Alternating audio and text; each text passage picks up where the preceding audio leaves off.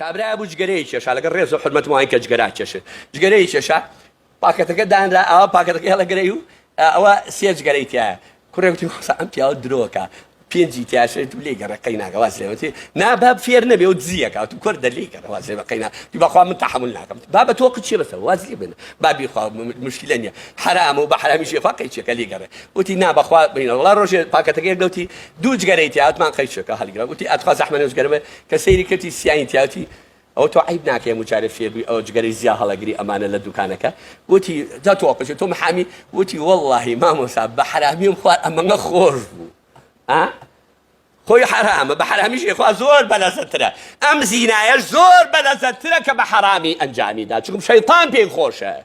لە برایەکی مەشروب خۆرم پرسیوتم ئاچە ئەم مەشروبە ئەی خۆن خۆشە تێگۆرنە وەڵڵا خۆش نییە بە قورئان هەنگێکیان ئەوارین کە گرانن بە سێوەرە قواناڵی زەهری مارە باشە خوا بتانگرێ ئەی بۆ شەربەت ناخۆ بۆ ساردی ناخۆ بۆ شتێکی ناخۆ هەیو ئاخر شەیطان پێی ناخۆشە ئەی شەربەت کوی شەیطان پێ بەڵام مەشروبەکە شەیطان پێ ئەی رازێنێتەوە بۆمان شیرینێکە لامان جوانێکە لامان ئەو تۆ رسێم ئەقڵە کاکە تۆ ئەم ئافرەتە بۆ بە حەڵالی لاو بێ پێ و ناخۆشە بۆ بە حرامی لاو بێ پێ و خۆشە گەورە تۆ ئەمە جێی پرسیار نییە نابێمە لەمە سەرسوڕمانیە علامەتێکی سەرسوڕماندای بڵێ باشە ئەم خوشکەی من بۆ بە حەڵالی لا بێت دەکەی و لا زاواکەم نابێ بۆ بە حرامی لەگەڵی ئەژی بێ پرسیارێکە کچەکەی من بۆ لە ئەم پیاوە مێنیتەوە بۆ تەلاقی داوی ماڵەکە جێنایەڵی ئێستا ماڵ هی ئێمە نییە هەڵ بە کۆڵمانەوەیە ئەی ماڵ هی ژنە ئەستا پیاوەکانە تۆرێن چەند پیاو تۆراوی بەخوا من بردومنەتەوە لە ڕێی خوا بەواسە بەخوا کوڕێکی بێ ئەدەبە باوکیەوەی وەڵڵای بێیتەوە بە ماڵە بە فیشە قاچەشکێن باشە ئەزای خەفەتی چییە خۆم بەس خەفەتی خۆ بەڵێ شکر کوڕی بووە نۆبەرەکەی کوڕە باشە نۆبەرەکەی کوڕە خەفیامتی ئەوە خۆم دوو مەڕی بۆ کردۆ بە گوێزەبانە دوو مەڕ خۆزگە نازان بڵێم چی نازان بڵێم چی بەداخەوە زۆر بەداخەوە تۆ ئەوەندە بەم ماندووبوونە بەم داماویە بەم چۆرەوەریە کوڕێ پەروەردەکە بڵێ بە فیشە قاچت دەشکێن بۆ منە گێڕانەوە کوڕێ تەلەفۆنێکی مامۆساوتم گیان وتی دایکم ئەمری خوای کردۆ باوکم ئەڵێ ماڵەکەی بۆ منە وتم ئەجا قەیچێکە مامۆساشەڵەکەی چۆن قەیچێکا وتم ئەی قەیچێکا کوڕم وتی باوکم چی دایکما ئەڵێ ماڵەکەی وتم ئەی خوا مبارەکە هەزار جار لە باقەڵی دایکتا خەوتۆ جاجە نابی ناموبارەکە پیا بووی ئێستا ماڵەکەی دایکی چی باوکی نییە ئەی دایکم چی باوکمە الله ئەکبەر لەو نەگبەتیە لەو بێتەربێتیە لەو بێ حورمەتیە ئەوە بەرنامەی ئەلمانیەت بەرنامەی بێدینی ئاواخ لە ماڵ و مناڵتان بەرنامەکەی محەممەدیش ئەوە بەرنامەکەی محەممەدە صلی الله علیه وسلم دڵتان لە خۆتان دانەمێنێ خێزانەکانی پێغەمبەر صلی الله علیه وسلم بێتاقەتیان کرد پێغەمبەر یەک دانە مانگ قەراریدا ناچێتەوە ماڵی هیچیان لەبەرەوە عەزیەتی ڕۆحیاندا باشە لەسەر ئەو عەزیەتی ڕۆح نە گوێنی پێیان نە تەلاقیان نە شەقیتیاڵان نە تفیلێکن نە قسەیشی پێوتون بەس خۆی چۆ مزگەوت لە مزگەوت پرسیارێنە کرد یا ڕەسوڵ الله بۆ ناڕۆیتەوە ما فەرمی لێرە دەمێنمەوە لێرە دەمێنمەوە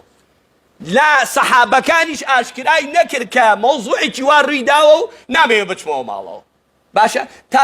زۆریان بۆ هاوتیان چون بۆ لاکردانتیان پێغەمبەر سەرمان لێ سۆڕە بود ئەوەندە لە مزگەوت دەبێت نایەتەوە بۆ ماڵەتیان عاجز بووە بەڵێ لە کێ لە خێزانەکانی باش هاتن بۆ لا پێغەمبەر شتێکی وامان بیستووە ئەسڵی هەیە فەرمی نا شتێکی وا نییە شتێکی وا نییە قەرارم داوە مانگێک ناڕۆمەوە ماڵ لێرە دەمێنمەوە وەکو بۆی بەخۆیان نابچنەوە دراسەیەکی خۆیان بکەن مراجعەیەکی خۆیان بکەن باش حەزەتی عومەر و حەزەتی عەبووبەکر بیستیان خۆشەویستی ئەمانە هەردووکیان خەزوری پێغەمبەر خوا بمکا بە قوربانی ئەو ڕێبازەی کە پەروەردەی کرد یەکسەر ئیمامی عومەر چوو بۆ لا دایکە حەفسە فەرمی حەفسە تۆش لەو ئافرەتانەی کە ئازاری پێغەمبەرت داوە تۆش پێغەمبەرت ناڕەحەت کردووە نەتاو تۆ بچێتە مزگەوت نێتەوە بۆ ماڵەوە حەزەتی بۆ کریش بە دایکە عایشە تۆ دڵی پێغەمبەری ئازاد داوە پێغەمبەر ماڵەکەی جێشتەوە دایەتەوە بۆ ماڵەوە چۆن دەبێ ئێوە ئازاری دڵی پێغەمبەر بن عایشە ڕەزا و ڕەحمەتی خوا لەسەر دایکە عایشە تۆ خۆ لە ئاسمان مارەی کردووی لە محەممەد صلی الله علیه وسلم تۆ هەڵبژاردەی خوای بۆ پێغەمبەر چۆن دەبێ ئازاری دڵی پێغەمبەر بێ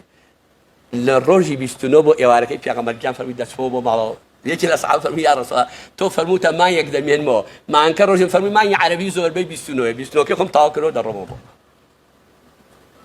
باشە کاکە جنێوێک تفێک یەک زەلام ئەلۆ ئەلمانیە بێدینانە یەک بەڵگەمباتێکە پێغەمبەر تفێکی لە ژنێ کردووە شەقی لە ژنێ هەڵاوە جنێوی بە ژنێەوە قسێکی ناشرین تعلیقێکی لە ژنێ دابێت دەی وەرم یەک بەڵگەی بچووکم بەنێ یەک بەڵگە بەڵام ئێمە بە ملیارات بەڵگەتانەی دێ چی سوکاتیتان بە ئارە لە شاری جوان ئافرەتیاندانە لەگەڵ پیاو لە مەسبەحەکان مەلاکە ئەمە ئازادیە ئەی لەم ئازادیە خوا بیکا بە قوربانی خانۆ قوڕەکانی کۆن نەکرە ئەو ئازادیە ئەوە نەگبەتیە بە برادێکم وت باشەوە عیب ناکەنیەوە لەگەڵ ئەو ئافرەتانە تا ماوەسە نایبی مەگەر دێتە دەرەوە بیبینین لە مەسبەحەکە یعنی لە ژێرەوە ناتوانین یەک بگرن چوە خنکێن هەردووکیان باشە ئەلێ لێ خۆ لێ نایبینم مەگەر لە دەرەوە بیبینم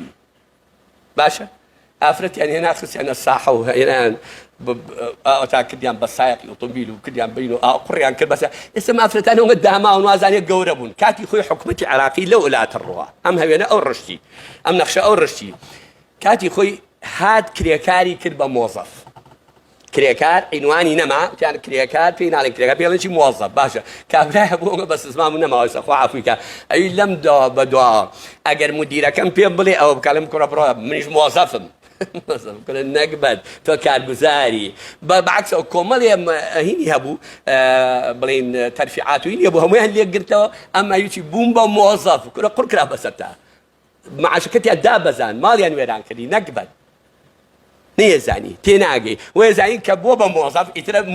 مدیر ئەو فەرقیان نییە ئەمە مصیبەتە بەڵام ئەم ئافرەتە داماوانی ئێمەش وازانیە قوڕکراوە بەسەریا کە چۆتە سێ نەجمە بەسەر شانێت تا گردمان بردمانەوە تا پێم وتم جارێکێکی نێکی بڵاو بوو بۆ ئەڵێ ئەگەر ئافرەتێ لە مشکێ بترسیا قیژە بکە هاوارکە بڵێ مشکم بینیەوە ئەو ئافرەتە سز دەکرێت چکم ڕێزی مشکەکەی نەگرتەوە مشکەکە بە چاوی سوک سەیرەکە لە مشکەکە تیرۆریستە چاولێ چۆن سوکت دەکەن کردوتیان بە ڕسمی گۆرەوی گۆرەوەکان ڕسمی بە عینە بێ ئینی ئافرەتەوە بۆ ڕسمەکان کردی بۆ ئەوە حورمەتە دە مبارەکتان بێ ئێمە خۆشە حەقمانیە بەسەردە پێتان خۆشە خۆتان چیتان پێ خۆشە بۆ خۆتان مبارەکتان بێ ئەی چێکە ئیسلامتان ناوێ قەی چێکە هیچ مشکلەیەکمان نییە بە ئیسلام ڕازی نین قەی چێکە خوا بەزاڵ مەزانن عەیاذ بالله قەی چێکە پێغەمبەر بەزاڵ مەزانێ عەیاذ بالله قەی چێکە بۆ خۆتان پیرۆزتان بێ بەڵام جەهەنمیش جێتانە و ئەو ژیانش کە ئاوا سوک و سەلیم بوون و بێحورمەت بوون حورمەتتان نەما ئەوەش بەرنامەی غەیری ئیسلام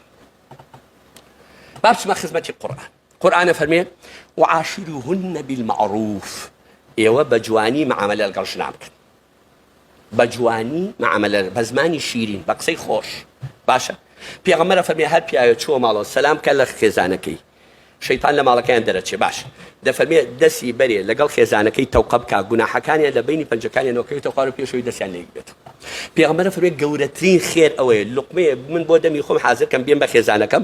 ئەو بۆ دەمی خۆی حازر کا بیا بە من سێم ئەدەبە جوانە پێغەمبەر فەرمێ ما ئەکرەمە النساء إلا الكريم وما أهن إلا اليوم پیاوێ بەڕێز بێ بە حورمەت بێ و میاو نەبێ آخر پیاوی واشێ میاوە خوا بی بڕێ پیاوی وایە میاوە باشە ئەم میاوە خوا بیکا بە قوربای پشیلەکە ئەوە ئەمە لەو سوکاتێک کە بە ئافرەڵێ پیاوێ پیاو بێ و مرد بێ حورمەتی خێزانی لایە بە چاوی سوکسەی ناکە ئەوەی کە نامەردە و بێ حورمەتە بە چاوی سوکسەی ئافرەتەکە پێغەمبەر فەرمێ صلی الله عليه وسلم الدنيا متاع ومتاعها المرأة الصالح دنیا خۆشە خۆشیەکەی بۆ پیاو ئەوەیە ئافرەتێکی صالحە هاوسەرێ بێ خۆشیەکەی بۆ ئافرەتەوەی پیاوێکی مرد هاوسەری بێ ئەو ژن بێ و ژان نەبێ ئەم پیاو بێ و میاو نەبێ چاو لەو فەرموودە جوانە پێغەمبەر فەرمێ صلی الله عليه وسلم پێغەمبەر فەرمێ من تزوج فقد استكمل نصف دينه هەر کەسێ ژن بێنێ یا شوکە نیوەی دینەکەی مسۆگەرە نیوەی باش فليتق الله في نصف الآخر ئاگای لە نیوەکەی تری بێ چاو لێ ئەوە فەرموودەی جوانی پێغەمبەر صلی الله عليه وسلم لەسەر مەرگا ڕۆحم بە قوربانت بێ لەسەر مەرگا تەوسیەکە بەسێش جوان گوێی بۆ هەڵکەن یەک دەفەرمێ أمتي يا ربي ارحمي لي أمتي خويا أمتكم خويا رحم بأمتكم باشا جنان يو أمتي بيغمني أو حديثنا تنقلتو يكدو دفرمي الصلاة نيوجا كانتان أمان نيوجا كانتان مفوتين بهيج باسا باش سي استوصوا بنساء خيرا وسيتان بوكم بچاكي وبجواني وبريكو بيجي معاملة قرشنانك أما ما أثنية مصباحك مافا برو بخو ملكا پیغمبر صلى الله عليه وسلم دفرمودي كتاب إن أحسنتم خلقا باشترين كز لإيوة أويك أخلاقي جوان كواتا أويك أخلاقي ناشرين أخلاقي دزيوة أخلاقي بحرمته لقال إسلام ناقنج إن أحسنتم خلقا خياركم لأهله باشترين كز لإيوة أوي بوكا سكاركي خوي چاك بي وخياركم لنسائه باشترين كسيج لنا أو خزم دوستانا أوي بوجنكي چاك بي هو فرمودي پیغمبر صلى الله عليه وسلم عزيزة كانم كاتا پیغمبر صلى الله عليه وسلم یەکێ لە هۆکاری ژنهێنانەکانی ئەوە بەهۆی ئەو ژنانە خۆی بەستۆ بۆ عەشراتە کاک ئەوسا کوردواری خۆمانی و ڕەحمە دیای خۆیانێ بە کاکە تۆ خەڵکی کوێی هێشتا ژنم نێناین کە ژنم هێنابن بە خەڵکی ئەو شوێنە ژن ئەوەندە پیرۆزە لە ئیسلامدا ئەوەندە بە حورمەتە لە ئیسلامدا دایکمانە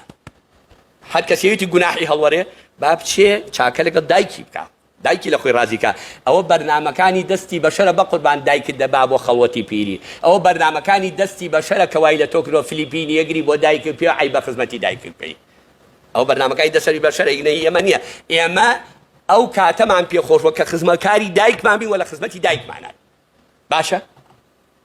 ئەی چۆن ئێمە پێغەمبەر فەروەردەی کردین فەرموویەتی چی فەرموویەتی والله خوا لێتان ڕازی نابێت تا دایک و باوکتان لێتان ڕازی نەبێت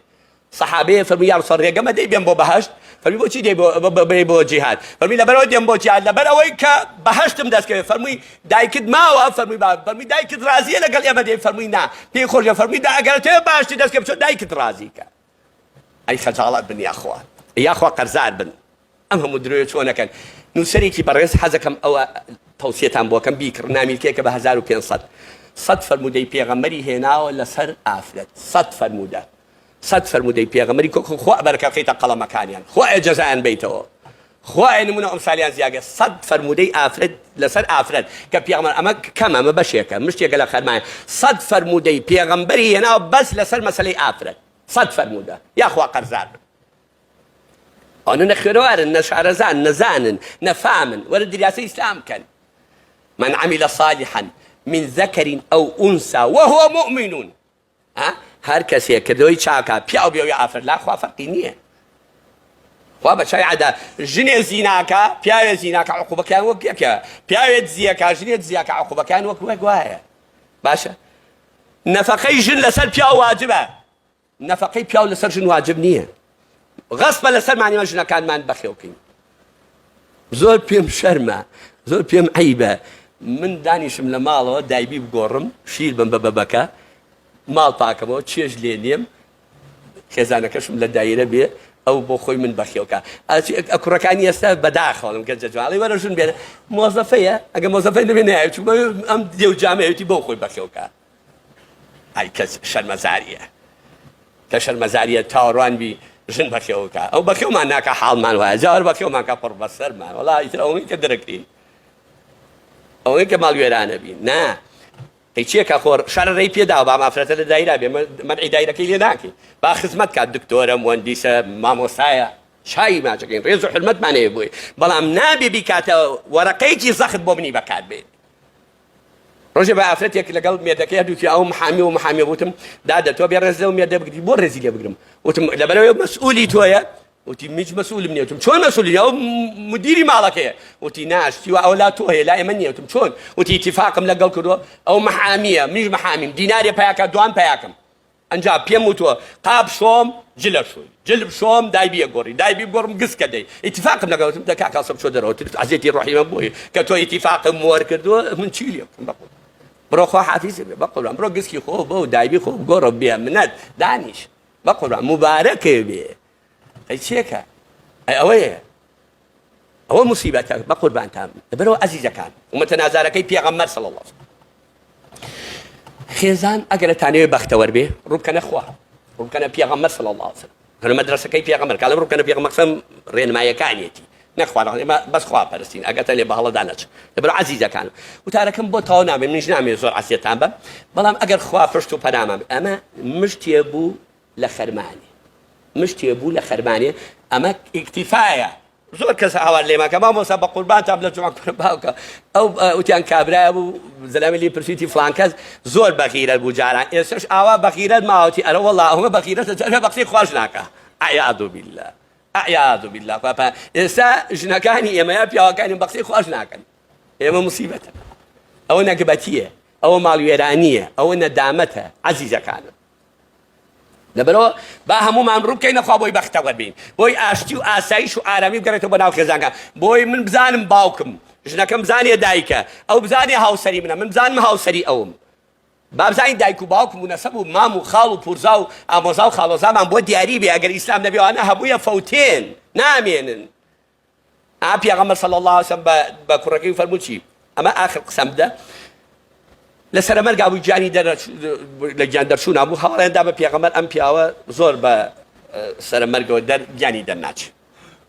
پێغەمبەر تەشریفی مبارەکی هێنا فەرمووی ڕۆڵە بڵێ لا ئیلاهە ئیلا الله محەممەد ڕەسوڵ الله با ئیشەڵڵا بڕۆی بۆ لا خوای پەروەردگار بۆم نایە بۆت بۆ دێ بڵێ بۆم نایە بڵێ لا ئیلاهە ئیلا الله محەممەد ڕەسوڵ بۆم نایە دوای پێغەمبەر صلی الله علیه و ئەمە دایک و باوکی ماوە فەرموویان باوکی وەفاتی بەس دایکمان فەرمووی بڕۆ دایکیم بۆ ماکە کە دایکیان باکەوتی دایە تۆ گلەیت نییە لەم کوڕەت تی نە تی هیچ تی یەک جار تۆزێ دڵم لێ گەشا یەک جار جوان سەرنج وەرگرت چی بۆ کێشەکە وتی کوڕەکە لە بازار هاتۆتەوە پریاسکەیەکی بەدەستەوە عەلاقە نەبوو پریاسکەیەکی بەدەستەوە چوون پریاسکەکەی لێگە من و ژنەکەی چوین بۆ ئیستیقبالی یای بە ژنەکەی نەیدا بەم لەوە دۆزێک دڵم چەوسایەوە تم ژنەکەی لە من خۆشترەوێ ڕێزی ژنەکەی زیاتر لا من ئەلۆ پێم ناو من دایکی بووم نەیدا بەدەست منەوە دای بەدەست دایکی ژنەکەیەوە باشە پێغەمبەر فەرمووی زۆر باشە بە سەحابەکانی فەرمووی بڕۆن دارێکی چاکم بۆ کۆکردیان بوو وتی بۆ چیتە وتی ئاگرەکەمەوە کوڕەکە سوودێتی کوڕ بۆ خاتی خوا چۆن نەبێ بیسووتێتی وتی ئەگەر من نەیسووتێم خوای سووتێنێ جا با من بیسووتێنم بۆی خوا نەیسووتێ ئاگری منە کوژێتەوە بەس ئاگری خوا ناکوژێتەوە فەرمووی ئەی چارەی فەرمووی گەردنی ئازاکە ئیتر نەجاتی بێ فەرمووی لە ڕێی خوا گەردنی ئازا بێ فەرمووی کوڕم بڵێ ئەشهەدو ئەن لا ئیلاهە ئیلا الله ئەشهەدو ئەنە محەممەد ڕەسوڵ الله فەرمووی بۆم نایە فەرمووی پێی با تاخیر نەبێ بڕۆن دارەکە کۆکردن ئاگرێتی کرد یا ڕەسوڵ الله چۆن دەبێ بۆ خاتی خوا چۆن قبوڵێتی لە بەرچاوی من کوڕەکەم سووتێنی چۆن نەبێ فەرمووی ئاخر دایگیان تۆ بە دڵ گەردنی ئازا نەکردووە لە ڕووی منە داماوی بە سەتحی بە دەم گەردنی ئازا ئەگەر بە دڵ گەردنی ئازا نەکەی بەخوا خوای سووتێرێ